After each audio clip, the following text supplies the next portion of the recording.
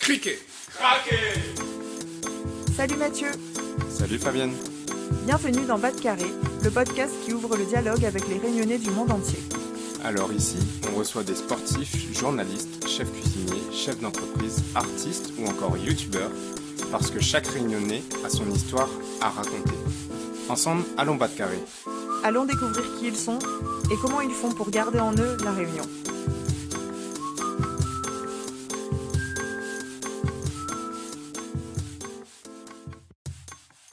Salut Mathieu.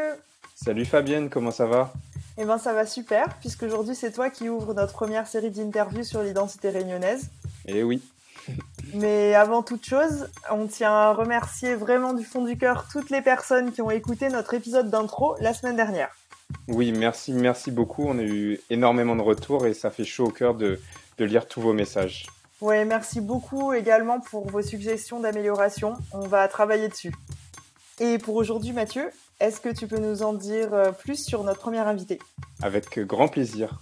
Aujourd'hui, on accueille Laurent Chardard. Laurent est un athlète de handisport, champion de France et vice-champion du monde de natation, et il est originaire de l'Étang-Salé. C'est en 2016, alors qu'il est en vacances sur l'île entre 2 années d'études, qu'il est victime d'une attaque de requin. Laurent perd alors son bras droit et sa jambe droite. Depuis, il s'est reconstruit et s'est découvert une passion et un don pour la natation, au point de tout plaquer pour se dédier à 100%. Et c'est donc une réussite puisque Laurent fait aujourd'hui partie de l'équipe de France de natation handisport et participera aux Jeux paralympiques de Tokyo l'année prochaine, où on espère qu'il nous ramènera une belle médaille. Vous verrez que Laurent est une force tranquille qui vit sa vie de sportif à fond sans trop se poser de questions. Ensemble, dans cet épisode, on va découvrir comment il a grandi à La Réunion en tant que Zoréole, l'importance qu'a l'eau et la mer pour lui. On va en apprendre plus sur son accident et comment il s'est reconstruit pour devenir aujourd'hui un grand champion. Waouh, génial. J'ai tellement hâte de vous entendre. Sans plus attendre, on laisse place à l'interview. Bonne écoute de toutes. Bonne écoute. Salut Laurent, bienvenue dans Bas de Carré. Salut Mathieu. Je suis super heureux de t'accueillir sur ce podcast parce que c'est pas tous les jours qu'on accueille un vice-champion du monde de natation et donc trop content de t'avoir. Oui, très content aussi que tu aies fait appel à moi parce qu'on se connaît un peu depuis qu'on est jeune. Hein. Et du coup, je vais me présenter vite fait. Moi, je m'appelle Laurent Chardard, je suis originaire de La Réunion. J'ai vécu là-bas, je suis né là-bas et tout. Et pour mes études, j'ai dû m'expatrier, entre guillemets évidemment, m'expatrier en France. Et du coup, je suis quand même bien très attaché à mon île et tout. Et par la suite, à mon avis, je pense que je vais rentrer une fois que tout le sport, tout ça sera terminé. J'ai quand même envie de rentrer à la maison, quoi, comme un peu tout le monde. Hein. Et est-ce que tu peux dire aux auditeurs du coup sur quelle discipline est-ce que tu es vice-champion du monde ? Alors donc du coup, moi je suis sportif de haut niveau depuis maintenant, ça va faire la deuxième saison, donc c'est très récent. Et je fais de la natation handisport. Et du coup, donc pourquoi handisport ? Parce que en 2016, en fait, j'étais rentré à La Réunion pour mes vacances, pour revoir ma famille, mes amis, tout ça, quoi. Et je suis surfeur d'origine. Et évidemment, on connaît un peu le problème de La Réunion, la crise requin et tout. Et j'ai surfé à un moment où j'aurais peut-être pas dû. Et je me suis fait attaquer par un requin, du coup, en 2016. Et je me suis fait amputer du bras droit et de la jambe droite. Donc c'est comme ça que je me suis mis à la natation handisport, en fait. Et que maintenant, j'ai fini vice-champion du monde et tout. Et pour l'instant, pour moi, c'est pas trop réel, quoi. Je m'en rends pas trop compte encore. En fait, tu t'es mis à la natation suite à cet accident. C'est pas un sport que tu pratiquais à haut niveau, en tout cas auparavant. Si on remonte un peu à comment je me suis mis à la natation, c'est un petit peu, c'est pas par chance, mais c'est tombé sur moi par hasard. Parce qu'il faut savoir que j'ai fait 1 an de rééducation à La Réunion, donc j'ai commencé à Saint-Denis, à Sainte-Clotilde, le centre de rééducation. Après, j'ai fini au port. Et ça a duré 1 an, tout ça. Et à côté, du coup, je me suis remis au sport, notamment en piscine, parce que je voulais retourner dans l'eau et tout. Et j'ai commencé par l'apnée. Et en arrivant en France, en fait, donc l'année d'après mon attaque, en 2017, je suis parti en France pour reprendre mes études. Et à côté, je voulais continuer l'apnée. Et quand j'ai contacté en fait des clubs d'apnée et tout, je m'y suis pris un peu tard, j'avoue. Et ils étaient tous complets en fait. Et du coup, je me suis dit, mince, bah, j'ai quand même eu envie de faire un sport en piscine. Bah, qu'est-ce que je vais faire? J'ai tapé sur Internet club de natation handisport. Et finalement, je suis tombé sur le club où je suis licencié actuellement. Donc, c'est Guyane Handinage à Bordeaux. Et c'est un peu comme ça que je suis tombé dessus, quoi. Je suis tombé sur la natation parce qu'il y avait plus de place en apnée. Et finalement, ça m'a souri par la suite. Donc, c'est un peu une petite anecdote, quoi. Ouais, ça t'a plutôt bien réussi. Ouais, c'est ça. En fait, aussi loin que je me souvienne de toi, donc tous les deux, on est originaires de l'étang salé. Je me rappelle de toi à la plage avec soit une planche de body ou une planche de surf. En fait, t'as toujours été assez connecté à l'eau, en fait. Bah ouais, c'est ça. En fait, moi, que je suis tout petit, j'habite Étang-Salé. Et Étang-Salé, c'est proche de la mer. Donc moi, dès que je finissais l'école, dès que je finissais le collège, le lycée et tout, bah, mon premier truc, c'était prendre le vélo, aller voir les vagues. Il n'y a pas une petite vague à aller surfer à droite, à gauche. Et en fait, ça, c'est vraiment depuis que je suis tout petit. Donc au début avec mes parents et après tout seul. Donc prendre le vélo, aller chercher les vagues avec les potes et vraiment direct après l'école, dès qu'il y a une vague, se mettre à l'eau, quoi. C'était vraiment ça mon mode de vie. C'était finir les cours, aller surfer et on recommence, quoi. Et c'est un truc que je trouve que j'ai un peu perdu quand je rentre à La Réunion. C'est plus comme ça, de par cette crise, etc. Ça, je vais peut-être pas revenir dessus, mais ça redeviendra comme avant un jour ou l'autre, c'est sûr. Mais en fait, qu'est-ce que tu ressens quand tu surfes? Disons que pour moi, en fait, le surf et le sport en général, c'est un moyen un peu pour moi en tout cas, de se vider l'esprit. Si par exemple, je donne un exemple, on a une journée de travail compliquée, on s'est un peu pris la tête avec les collègues, tout ça là, mais faire du sport, je trouve que ça permet un peu d'oublier les trucs, de remettre les compteurs à zéro et de repartir sur des bonnes bases. En fait, je trouve que le sport, ça a vraiment la possibilité de faire ce genre de choses, en fait. Et est-ce que c'est quelque chose que tu retrouves aujourd'hui au travers de la natation? Avec la natation, je le retrouve pas mal parce que du coup, pour être performant, on dit, faut vraiment penser au moindre geste, au moindre mouvement et vraiment si t'allais penser ailleurs, t'es pas concentré sur ta nage et tout et du coup ça fait que tu nages pas très bien. Et le fait de se concentrer sur chaque petit geste, ça permet d'oublier tout ce qu'il y a à côté et vraiment de se concentrer sur la position de la main, le gainage du corps, etc. Et finalement penser qu'à ça et un peu oublier les problèmes. Bon, même si moi j'ai pas énormément de problèmes, hein, mais voilà, ça permet d'être un peu, je dirais d'être cool, quoi, d'être vraiment cool. Ouais, de se concentrer plus sur des tâches manuelles plutôt que sur quelque chose d'hyper intellectuel. Voilà, se focaliser sur un truc bien précis pour pas avoir l'esprit qui part dans tous les sens. Je trouve que le sport permet de faire ça, quoi.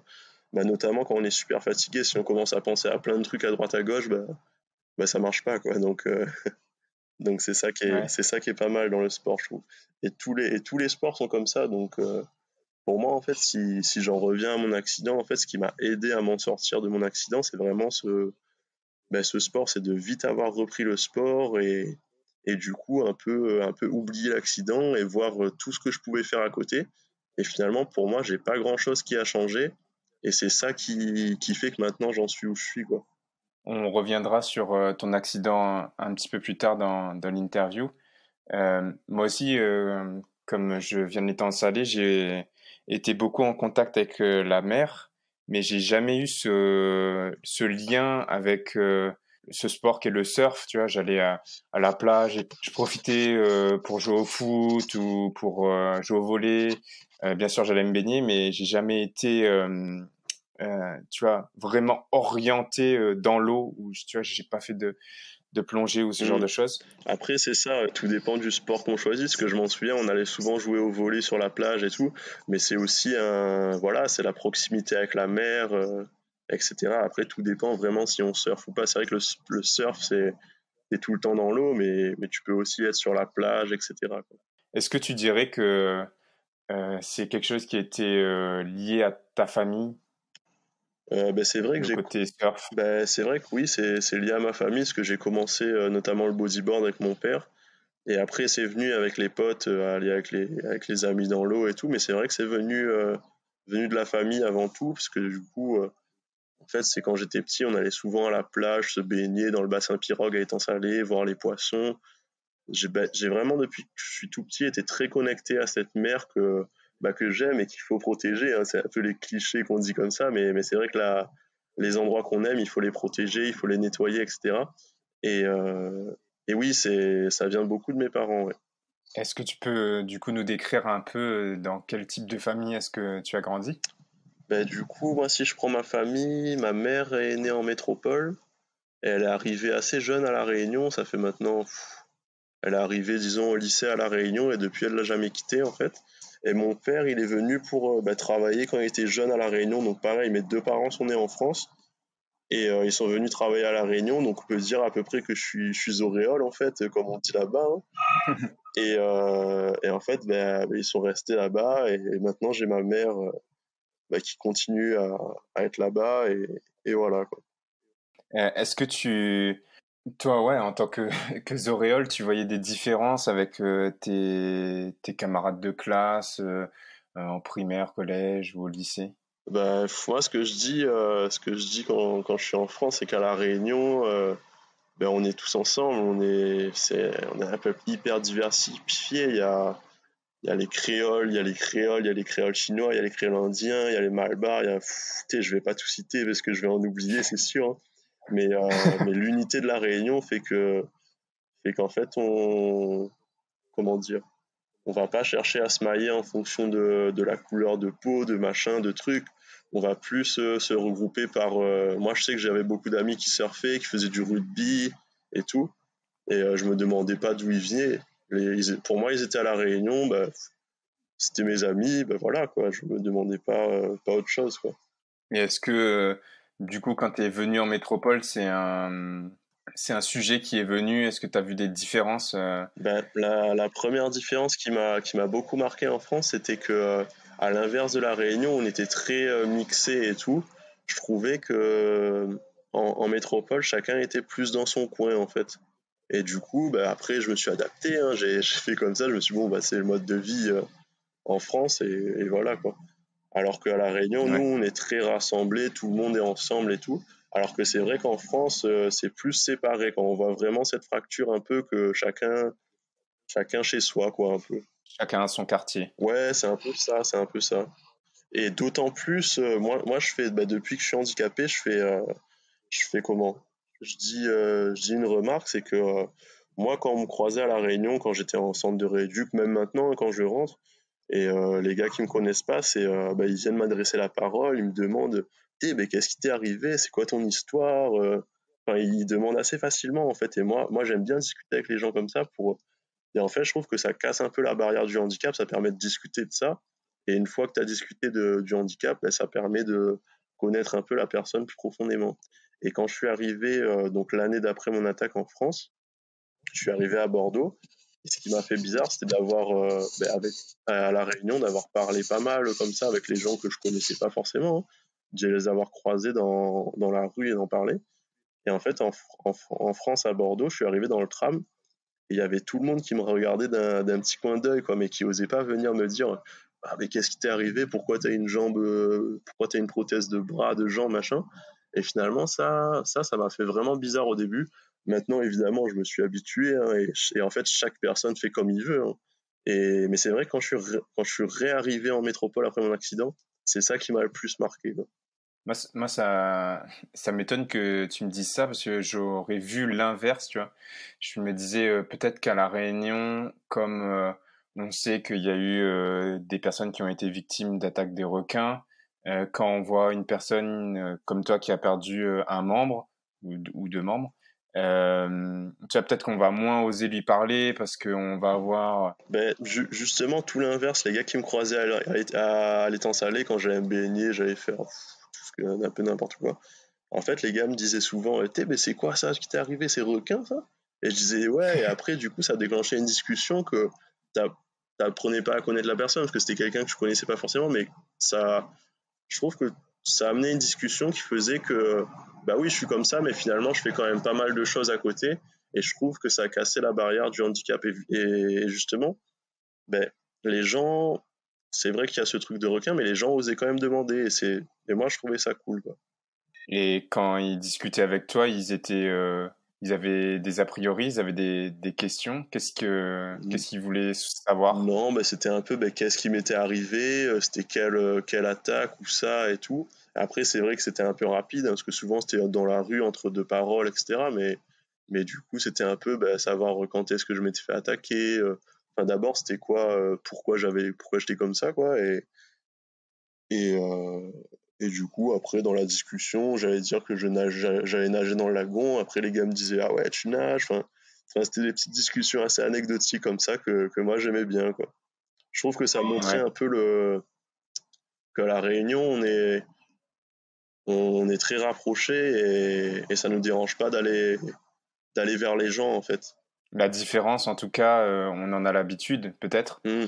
Et du coup, même si c'est pas une différence de religion ou de couleur de peau ou autre, peut-être que comme on est habitué à cette différence. On ose plus en parler, je trouve, justement. Mais moi, je le vois beaucoup maintenant que je suis handicapé, qu'on ose vraiment en parler. Et moi, c'est pour ça qu'en France, j'essaye d'aller dans des écoles et tout pour faire pas des démonstrations, mais pour discuter avec les élèves, discuter avec les gars, montrer que finalement, derrière le handicap, il y a une personne et qu'on n'est pas obligé de que regarder le handicap, que finalement, malgré qu'on soit handicapé, on peut faire pas mal de trucs et c'est intéressant de regarder au-delà de ça aussi. On va revenir là-dessus juste après. Moi, je voulais creuser un petit peu aussi. Donc, est-ce que tu as de la famille en métropole? Oui, du coup, j'ai aussi pas mal de famille parce que du côté de mon père, j'ai de nombreux oncles et tantes et du coup, on est quand même beaucoup un peu répartis dans toute la France. Oui.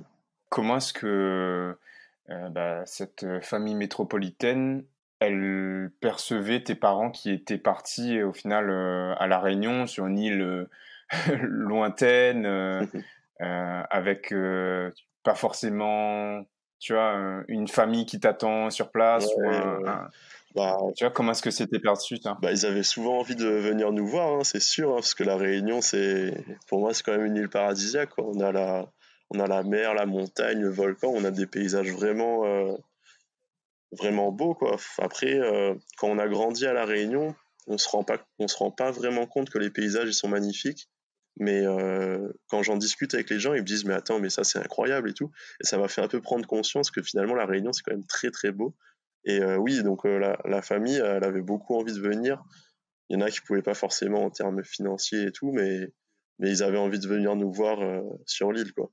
Mais après, c'est une chose de venir rendre visite pour des vacances, mais c'est différent aussi de venir s'installer. Je pense à tes parents qui peut-être ne connaissaient personne au moment où ils sont venus à La Réunion.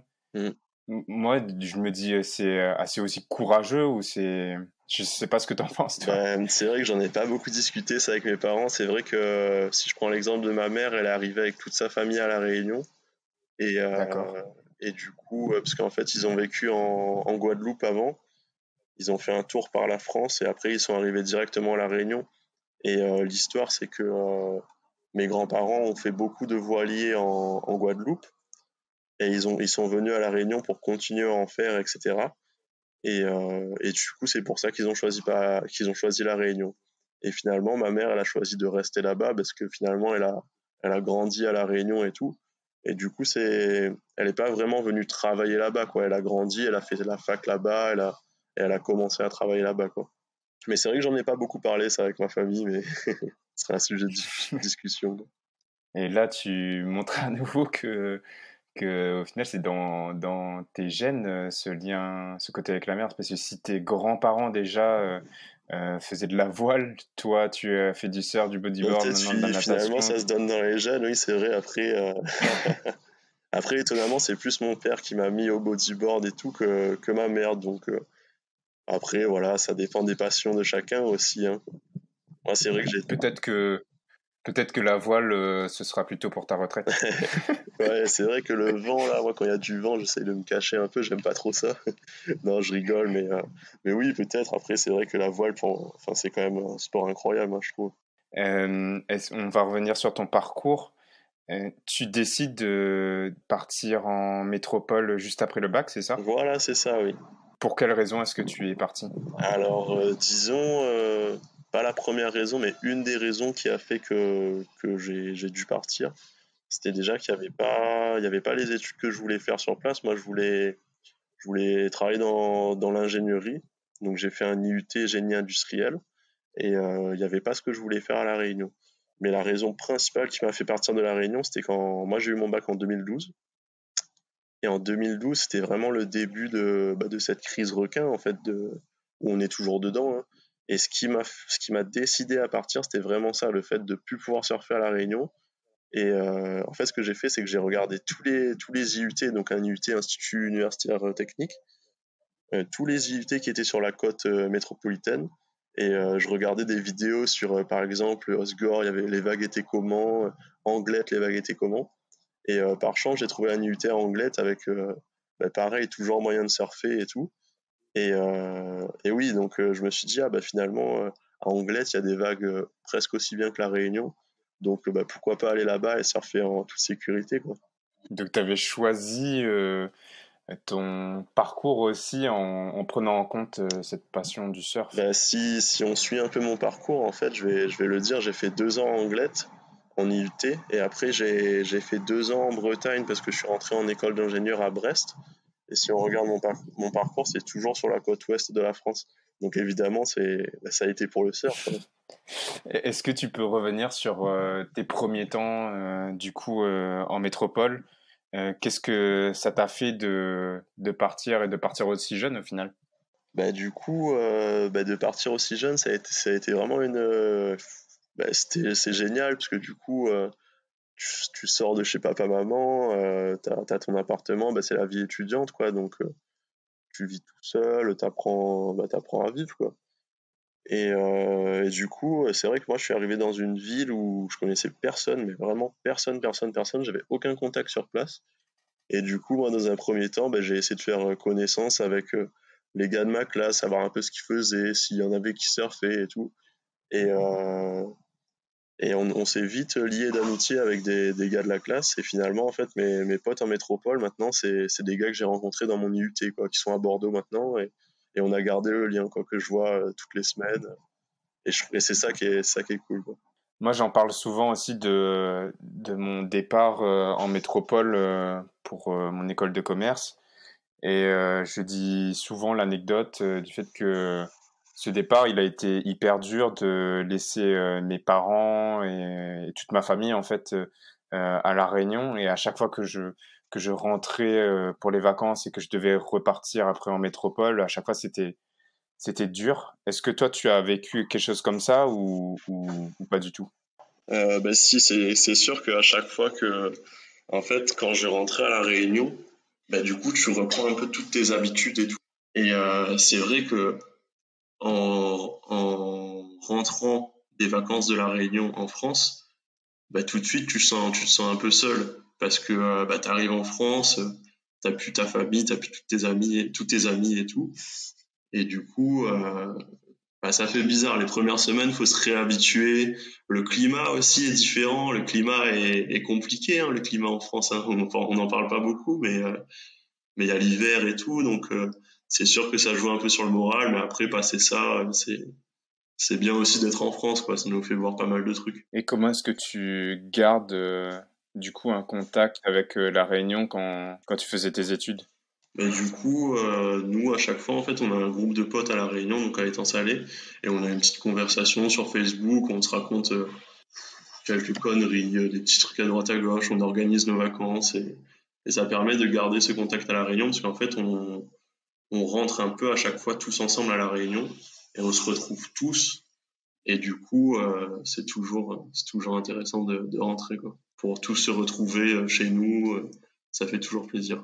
Et donc, tu l'as expliqué rapidement tout à l'heure, c'est durant un de ces retours en vacances, en fait, que tu as eu cette attaque et cet accident. Est-ce que tu peux nous expliquer où est-ce que ça s'est passé et Alors, nous en parler un du peu? coup, moi, c'était il y a maintenant, ça va bientôt faire 4 ans, le temps passe vite. Mais donc oui, je suis rentré en juillet-août 2016, en fait, comme tous les ans, j'essaie de rentrer 1 à 2 fois par an, en fait, à La Réunion. Et du coup, j'avais entendu parler qu'il y avait eu des filets qui étaient mis en place à Boucan. Du coup, je me suis dit, ah bah c'est bien, maintenant on peut se remettre au surf et tout. Et c'est vrai que ces vacances, je m'étais pas mal remis au surf en prenant des risques, évidemment. Enfin, en prenant des risques. J'ai resurfé sur mon spot habituel, le brisant étant salé et tout, alors que c'était pas protégé. Mais disons que la passion du surf a pris le dessus. Et en fait, le jour de mon attaque, le matin même, j'avais surfé au brisant étant salé et les vagues étaient vraiment bonnes quoi. Du coup, l'après-midi, je me suis dit non, je vais pas remonter à étang salé, c'est trop dangereux. Je me suis dit bon bah je vais aller en lieu sécurisé à Boucan-Canot. Et finalement, en fait, les vagues étaient trop grosses. Du coup, le fameux filet anti-requin était submergé par les vagues. Et du coup, il y a un requin qui a dû passer dedans ou un truc comme ça. Et il m'a chopé dans un premier temps, il m'a chopé le bras. Donc ça, c'était l'après-midi, ça devait être vers 16-17 heures, je pense. 17 heures si je dis pas de conneries. Et du coup, donc l'attaque, c'était il m'a pris le bras dans un premier temps. Après, moi, je suis remonté sur ma planche, j'ai fait, ouais, putain, il n'y a plus de bras et tout. J'ai dit aux autres surfeurs qu'il y avait un requin, les gars sont sortis de l'eau. Et dans un deuxième temps, du coup, le requin est revenu, je pense que c'était le même, enfin, j'en ai aucune idée en fait. Il est revenu pour la jambe. Et par la suite, du coup, il y a le jet ski des MNS qui est arrivé et tous les secours sont mis en place. Et ça a été vraiment super rapide. Et c'est notamment pour ça que je suis là, quoi. C'est grâce au secours. D'accord. Et qu'est-ce que tu ressens du coup au moment de l'attaque ou juste après? Pendant l'attaque, du coup, franchement, la première, disons que ça s'est passé en deux attaques. Quand je dis la première attaque, c'est quand il m'a chopé le bras, et la deuxième, la jambe. Et vraiment de la surprise en fait, parce que je m'attendais pas du tout à ça. Pour moi, j'étais dans un espace protégé, etc. Mais c'est vrai que bon, vu la taille des vagues, c'était pas les conditions adéquates pour surfer, évidemment. Et ouais, du coup, vraiment de la surprise au début. Et après, ça fait tout bizarre, quoi. Moi, quand je me suis attaqué par un requin, je compare ça à une attaque de crocodile, en fait. Même si je me suis jamais fait attaquer par un crocodile, mais on a tous vu ça dans les films, hein. Ouais. Et, euh, et du coup, en fait, le requin m'a chopé et vraiment, il m'a attiré vers le fond. Et en fait, ça fait bizarre parce que du coup, tu te sens prendre, et attirer vers le fond, mais c'est hyper rapide. Et du coup, ça fait bizarre. Donc, après, c'est les réflexes qui prennent le dessus. Moi, mon réflexe a été de taper le requin avec la main gauche. Et finalement, c'est ça qui a fait qu'il m'a lâché. Et du coup, après, remonter de suite sur la planche, voir un peu les dégâts, entre guillemets, quoi. Ouais. Et après, j'étais bien content quand les secours sont arrivés, quoi. Tu pouvais enfin te laisser aller et te confier en fait à des personnes qui pouvaient te sauver. Ouais, les gars ont vraiment géré tout, quoi. En fait, les gars sont arrivés à deux sur le jet ski, donc les jet skis avec les petites tables derrière, là. Donc, il y en a un qui m'a sauté dessus pour m'attraper, pas que je coule. Il m'a mis sur la petite table. Après, ils sont allés ils ont beaché, comme on appelle ça. C'est quand tu prends de la vitesse et tu finis sur le sable. Et dès qu'ils m'ont sorti de l'eau, il y avait les pompiers. Je crois qu'il y a le SAMU qui est arrivé après. Et après le SAMU, je m'en souviens plus parce que je me suis fait endormir, en fait. Ouais, c'est normal. Comment ça s'est passé les jours qui suivent? Donc tu te réveilles à l'hôpital, c'est ça? Ben, du coup, c'est ça, en fait, les jours qui suivent. Donc, j'ai été élitroyé à l'hôpital de Saint-Denis. Et du coup, je me réveillais en réanimation. Et en fait, en réanimation, t'es tellement chargé de médicaments que franchement, tu te rends pas trop compte direct des choses. Je savais que j'avais un bras, une jambe en moins, mais t'as pas la lucidité de penser, mais qu'est-ce qui se passe, pourquoi je suis là, etc. Je savais tout ça, mais disons que tu te poses pas encore les questions de, comment je vais faire pour, je sais pas, moi, pour faire du vélo, faire du surf, faire n'importe quoi. Et du coup, ouais, au début, juste voir l'état et tout, tous les fils branchés à toi, tu fais, ouais, c'est quoi tout ça? Et moi, ce qui m'a beaucoup aidé, c'est vraiment la famille qui venait tous les jours, les amis, pareil, ils venaient tous les jours me voir. Ça faisait vraiment une compagnie et de voir qu'il y avait du monde derrière moi. Et il y a même des gens qui sont venus me voir à l'hôpital que je connaissais même pas, qui disaient, on est derrière toi, on est là pour toi et tout. Et ça, c'était vraiment hyper émouvant, quoi. Ouais, ça t'aidait à affronter cette épreuve. Moi, je me rappelle qu'au moment de l'attaque, je connais très bien ta sœur qui l'avait communiqué sur les réseaux sociaux, je crois, et Mhm. qui était rentrée le plus vite possible, qui cherchait un logement rapidement sur Paris avant de prendre l'avion. Donc, ça se voyait que, enfin, tous tes proches ou tous tes amis, tout le monde était autour de toi pour t'accompagner, en fait. Ouais, il y a même des amis qui sont, il y a ma famille qui est qui était en France, qui est rentrée de France à La Réunion pour venir me voir. J'ai aussi des amis qui ont fait ça et ça a été vraiment un gros soutien, Ouais. pas mal psychologique, hein, et du coup, ça se permet d'avoir pas mal de monde autour de soi, de parler de qu'est-ce qui s'est passé, d'échanger pas mal, en fait, et vraiment quand tu te sens soutenu, les choses sont différentes, hein. En fait, moi, ce qui m'étonne beaucoup aussi, c'est, j'ai entendu et j'ai lu plusieurs de tes interviews et quand tu en parles, tu parles aussi souvent de chance, de la chance d'être en vie plutôt que du fait d'être triste ou en colère Mm. vis-à-vis de ce qui s'est passé. Malheureusement, à La Réunion, on le sait, parce que derrière moi, il y a eu d'autres attaques et malheureusement, les gars sont pas vivants, donc c'est une tragédie, quoi. Donc moi, j'ai eu la chance d'être vivant. C'est plein de facteurs de chance qui sont goupillés pour faire que finalement, j'ai survécu, quoi. Donc malheureusement, c'est pas pour tout le monde, quoi. On va juste l'évoquer rapidement, mais en fait, effectivement, à chaque attaque, il y a de nombreux débats dans les médias. Nous, on n'est pas spécialistes, donc on va pas se positionner là-dessus. Mais toi, est-ce que ça t'a fait quelque chose de voir que il y avait tout autant de battage médiatique autour de ton cas? Disons que moi, autour de mon cas, j'ai eu la chance de pas le voir. En fait, moi, j'avais pas accès après mon attaque pendant un mois ou deux, j'avais pas accès au téléphone et tout parce que j'avais aussi la main gauche qui était touchée, donc je pouvais pas m'en servir. Et ça m'a permis un peu de me couvrir de tout ça, de tout ce qui est couverture médiatique et tout. Et en fait, c'est mes amis qui ont géré tout ça. Et du coup, ça a permis d'enlever cette branche, cette épine du pied en moins, en fait. Du coup, ça a été géré par mes amis et ils ont géré ça très bien. Et du coup, moi, je l'ai même pas vu pour mon cas. Après, je l'avais déjà vu pour pas mal d'autres cas et chacun donne son avis, chacun fait ce qu'il veut, hein, de toute façon, hein, mais c'est vrai que du coup, certains commentaires sont très durs à lire, quoi, mais c'est comme ça et les gens font ce qu'ils veulent, hein. Ouais, bien sûr. Surtout que je me rappelle que un an auparavant, tu avais sauvé quelqu'un de la noyade euh, sur les chutes là à Saint-Gilles, je me rappelle. Ouais, à Sainte-Rose, c'était À les. Sainte-Rose. Ok. Ah, j'ai plus le nom de la cascade en tête. Cascade de la mer, bassin la paix, bassin la mer, voilà, c'est ça. Ok. Oui, oui, il avait de la chance lui aussi, ouais. Il Ouais, était tombé sur toi. ouais, tombé sur tout notre groupe, on était 6 ou 7, ouais, c'était. Ouais. Ouais. Et comment est-ce que du coup tu te reconstruis? Comment est-ce que ça se passe la rééducation pour reprendre une vie normale entre guillemets? Du coup, de la rééducation, c'est tout ce qui va parler donc de kiné, d'ergothérapie. Souvent, les gens savent pas trop ce que c'est l'ergothérapie. En fait, moi, la kiné, c'est ce qu'on dit rééducation fonctionnelle. Donc, c'est pour réapprendre à marcher, à te déplacer, etc. Et l'ergothérapie, c'est la rééducation pour la vie courante. Donc, réapprendre à faire la cuisine. Pour moi, ça a été réapprendre à écrire de la main gauche aussi, parce que j'étais droitier en fait, hein. Et maintenant, je suis complètement gaucher, parce que j'ai perdu le bras droit. Et donc il y a eu ça pendant un an. Donc l'ergothérapie, ça a été pas mal de. En fait, je réécrivais le journal de la main gauche. Au début, ça voulait pas dire grand-chose, j'arrivais même pas à me relire. Et au fur et à mesure, ça venait. Et ensuite, ça a été mettre des prothèses, faire pas mal de tests, voir comment je marche, etc. Ça a été tout ça, quoi.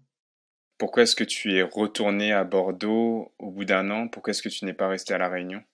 Alors du coup, au bout d'un an, je suis retourné à Bordeaux pour faire mes études, parce qu'il faut savoir que j'étais en quatrième année d'école d'ingénieur, il me restait un an à faire.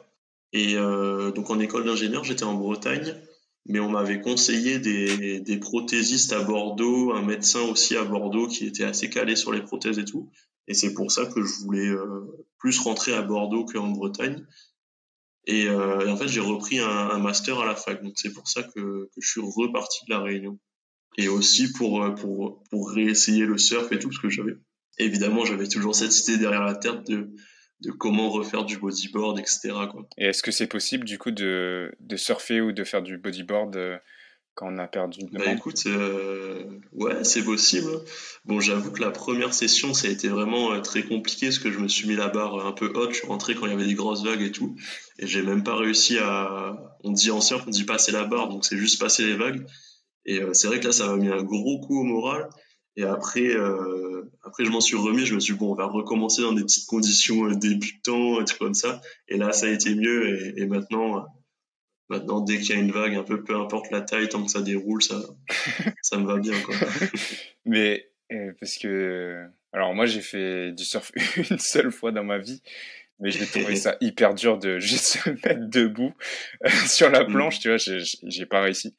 Et là t'as dû tout retravailler, toutes tes sensations d'équilibre, tout ça Ouais, quoi. c'est ça, c'est les sensations et c'est aussi donc moi je fais du bodyboard avec deux prothèses, donc une pour le bras, une pour la jambe, et ça a été déjà reconnaître sa situation dans l'espace, savoir où est-ce qu'elle est ta prothèse, etc. Ça a mis pas mal de temps, mais maintenant je sais exactement où la mettre, etc. Parce qu'en fait pour le bras j'ai une prothèse qui vient attraper sur le côté ma planche de bodyboard. Et maintenant, je la mets tous les jours. Je mets même plus de ce qu'on dit bras esthétique. Un bras esthétique, c'est un bras tout simple en plastique qui ressemble à un bras normal. Celui-là, je le mets même plus. Et en fait, je mets ma prothèse de surf en fait tout le temps parce que c'est un espèce de crochet et ça me permet donc dans un premier temps de tenir ma planche quand je fais du bodyboard. Mais maintenant, je l'utilise pour porter un sac, pour quand j'écris caler ma feuille. J'utilise pour un peu tout dans ma vie quotidienne, quoi. Ça fait office de mon bras, en fait. C'est vrai qu'on se rend pas compte parce que on a l'habitude d'avoir ces deux mains normalement, mais toi, tu dois penser l'extrémité, par exemple, de ta prothèse, où est-ce qu'elle est, parce que tu la sens pas, en fait. C'est pas quelque chose que tu peux percevoir. C'est ça, c'est savoir dans l'espace, en fonction du mouvement de mon bras amputé que je vais faire, où est-ce que ma prothèse, elle va être. Et ça que j'avoue que ça vient avec l'expérience, quoi. Au début, je voulais attraper mon bodyboard, je tapais n'importe où et finalement je glissais sur la planche, ça faisait que j'arrivais pas à prendre la vague, etc. Mais ça, bon, c'est avec l'expérience, quoi. Au fur et à mesure, tu sais où est-ce que tu vas la mettre et après tu arrives à bien te repérer dans l'espace et ça, c'est important, quoi. Ouais. Et c'est en ayant des difficultés à trouver un boulot, en fait, à cause de ton handicap, juste après tes études, que tu te décides de te lancer à 100% dans la natation. Ben en fait, oui, c'est ça, on en a parlé avant l'interview. Donc, comment je me suis lancé à 100% dans le sport dans ce sport qu'est la natation. En fait, je faisais déjà de la natation du coup depuis 2017 quand je suis retourné en France, mais je le faisais en loisir. Donc j'avais fait déjà un championnat de France en 2018 où j'avais fini premier en 50 mètres papillon. Donc déjà ça c'était extraordinaire. Moi je me rendais même pas compte. Je faisais ah bon ouais c'est quand même incroyable. Mais par la suite je m'étais pas mis à 100% dedans. J'étais en stage dans une entreprise d'ingénierie et donc à la suite de mon diplôme donc de master 2, finalement j'ai commencé à chercher du travail et j'en trouvais pas forcément. J'avais quelques entretiens, mais souvent ce qui revenait c'était en fait t'es handicapé mais si t'as un boulon à visser, est-ce que tu vas réussir à le visser? Si t'as enfin je donne des exemples un peu bêtes mais les gens se demandaient souvent est-ce que si tu as ce problème qui t'arrive en face, vu que t'es handicapé, est-ce que tu vas réussir à le faire? Et au bout d'un moment, j'ai fait, bon, c'est bon, j'ai compris, je mets ma vie active, enfin ma vie professionnelle de côté, et j'essaye de me lancer à fond dans la piscine et je vois ce que ça donne, quoi. Ça donne de bons résultats, en l'occurrence, puisque tu es double champion de C'est France. ça, double champion de France et surtout les championnats du monde qui m'ont ouvert une porte pour les Jeux paralympiques. Et qu'est-ce que ça fait de se dire que tu vas aller aux Jeux de Tokyo? Donc c'est l'année prochaine, c'est en 2021. Mais du coup, oui, si là, ça a été reporté d'un an, normalement, ça devait être là, fin août. Donc, toute cette année, j'étais en pleine préparation. C'était 100% piscine, renforcement musculaire, etc. Donc c'est vrai que je me suis jamais trop posé pour me dire ah ouais, en fait les Jeux Olympiques c'est pas n'importe quoi. Moi c'est un peu mon état d'esprit. Je préfère pas trop réfléchir aux choses. Ah ouais, les JO c'est incroyable et tout. Je préfère bien m'entraîner, faire la compétition, etc. Et une fois que c'est passé, se poser et se dire ah ouais quand même c'est incroyable quoi. Mais avant de le faire, je préfère pas trop y réfléchir parce que je trouve que c'est un truc qui ça te met la pression et tout et c'est pas ça qu'il faut quoi. Donc c'est vrai que j'y ai pas trop réfléchi. Est-ce que tu sais déjà si tu vas emmener un drapeau réunionnais lors de la parade d'entrée? Parce que les drapeaux bretons, on en voit pas mal, mais les drapeaux réunionnais, pas trop. Ben moi j'aimerais bien, franchement j'aimerais vraiment apporter un petit drapeau créole, ça me ferait super plaisir. Mais le truc c'est que en fait les JO c'est très réglementé. Et en fait, on peut pas faire n'importe quoi en tant que sportif, donc je sais pas si c'est autorisé, etc. Mais si c'est autorisé, ben, je serais hyper fier de ramener mon petit drapeau créole, évidemment, quoi. D'ailleurs, est-ce que tu as été suivi depuis la Réunion? Parce que donc t'as fait 2 championnats de France, le championnat du monde où t'as terminé deuxième sur le 50 mètres papillon et où tu Ouais. as battu le record d'Europe. Oui, oui, oui. Bah, il y a une petite anecdote par rapport à ça aussi. Je vais juste rebondir là-dessus. C'est, ça a été pour les qualifications du 50 papillon. En fait, à la fin de la course, à côté de mon nom, je voyais qu'il y avait marqué quelque chose. Et en tant que nageur, en fait, la phobie du nageur, c'est de se faire disqualifier, bah, comme dans tout sport. Et là, je vois qu'il y a marqué un truc à côté de mon nom. Je me dis, ah non, mais ça, c'est pas bon. Ça, c'est quoi encore et tout. Parce qu'en fait, je m'étais déjà fait disqualifier dans une compétition internationale. C'était dans une étape de Coupe du Monde.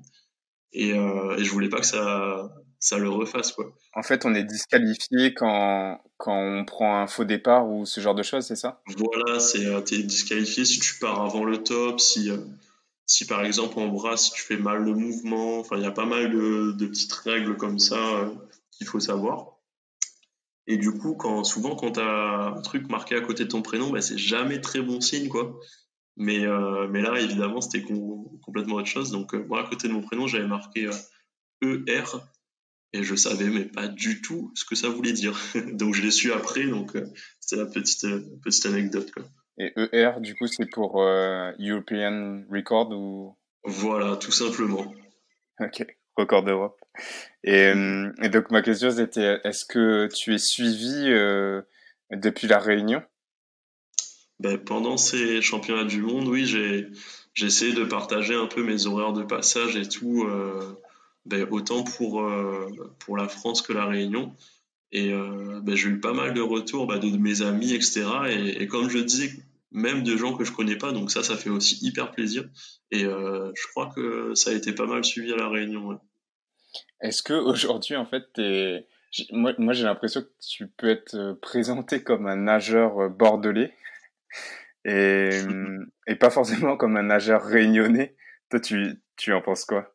C'est vrai que bah, de par mon club qui est à Bordeaux, pour le coup, c'est vrai que je suis un nageur d'un club bordelais. Mais c'est vrai qu'avant tout, je reste réunionnais et ça, c'est un truc que je resterai toujours, quoi. Est-ce que tu sais s'il y a des clubs de handisport en natation à La Réunion? Je sais que le handisport à La Réunion commence à très bien se développer. J'avais rencontré quelqu'un, bah, c'était l'année dernière sur les sentiers. J'avais fait un sentier, je crois que c'était Grand Bassin, si je dis pas de bêtises. Et j'avais rencontré quelqu'un qui était guide d'aveugle en fait pour compétition.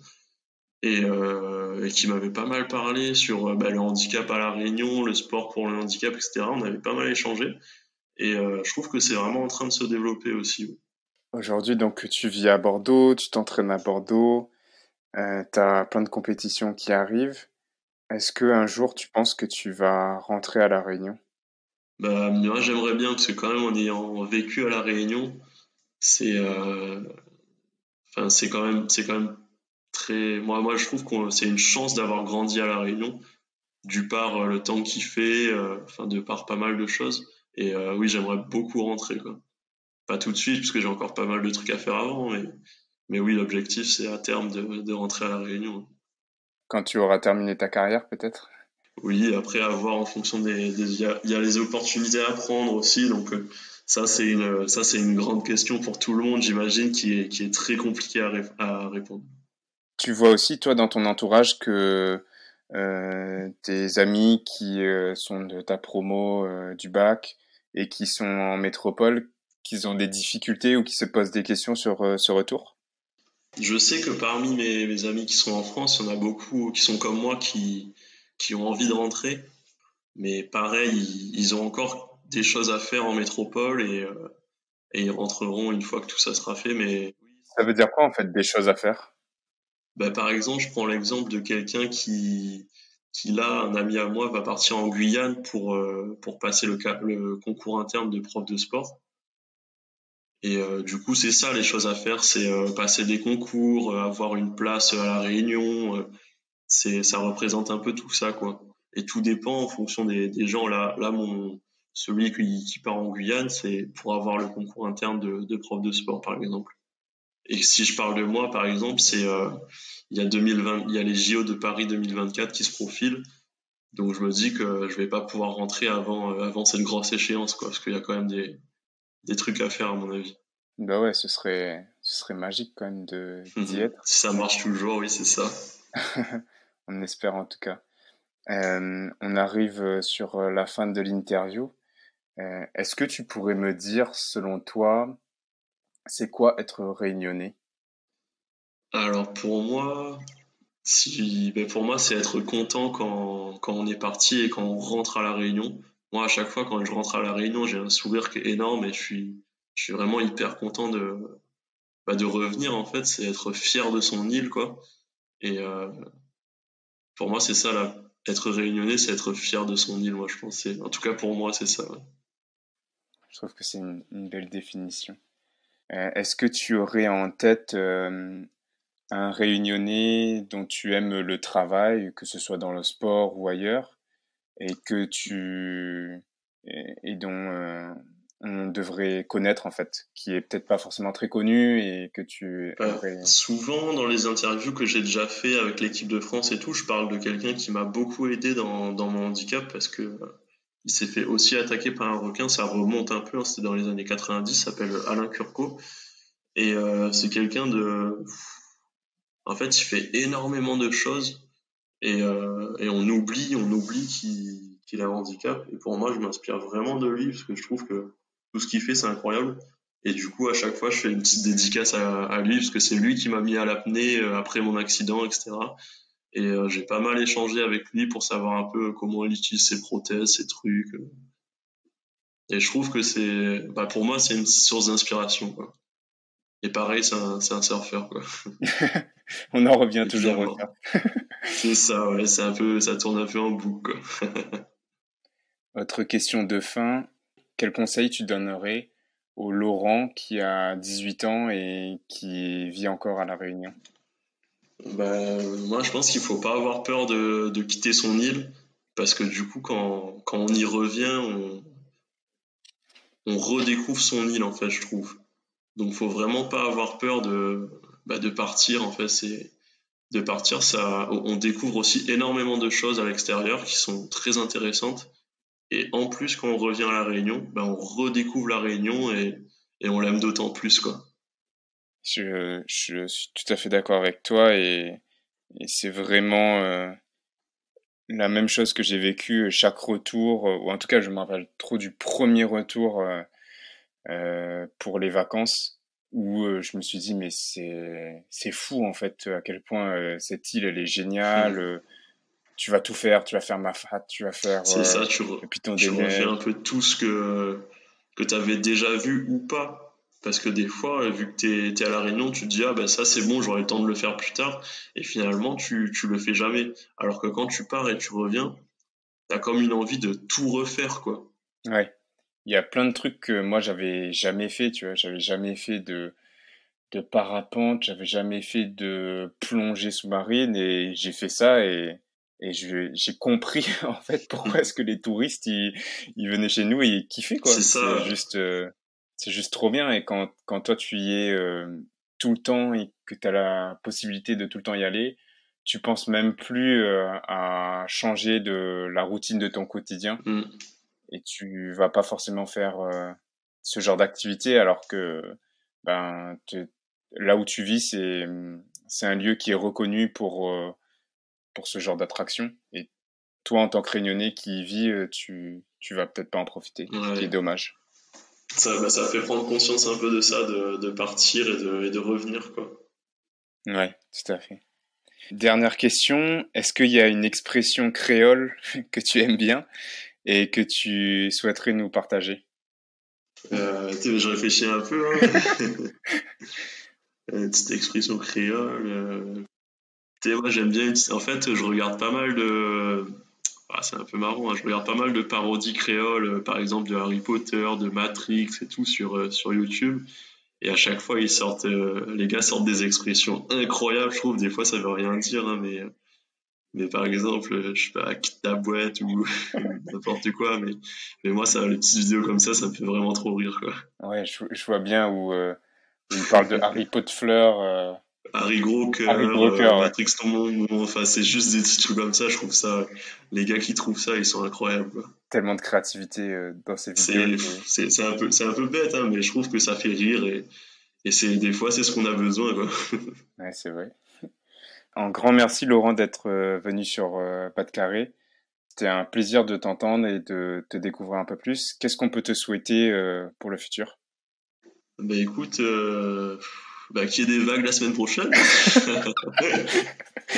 Moi, je pensais une médaille d'or à Tokyo. Oui, après, comme je dis, moi, j'aime pas me projeter et on verra bien comment ça se passera, hein. Ok. Bon, on commence par te souhaiter des vagues et un peu plus alors. Et où est-ce qu'on peut retrouver ton travail et ce que tu fais? Écoute, on peut retrouver sur tout ce qui est réseaux sociaux, Instagram, Facebook. J'essaye de poster un peu mes entraînements, mes compétitions, etc. pour me faire connaître et renseigner les gens qui veulent me suivre. Et puis aussi pour aider ceux qui sont en situation de handicap et qui souhaiteraient se mettre au sport et voilà, qui ont pas trop d'idées sur les prothèses, sur qu'est-ce que c'est une prothèse, sur si je sais pas, je veux faire du roller, qu'est-ce qu'il faut que je fasse. Moi, je me pose pas mal de questions sur tous les sports. J'ai essayé énormément de sports depuis que je suis handi et il y a pas un sport où j'ai pas trouvé de solution. Donc je pense que c'est intéressant d'en discuter avec des gens. Moi, quand j'ai pas la solution, j'appelle soit des prothésistes, soit des gens qui en font déjà et on échange pas mal. Et je pense que l'échange, c'est le plus important, quoi. On va rester sur ces belles paroles. Merci encore Laurent et puis on se dit à très vite. Ouais, merci à toi en tout cas.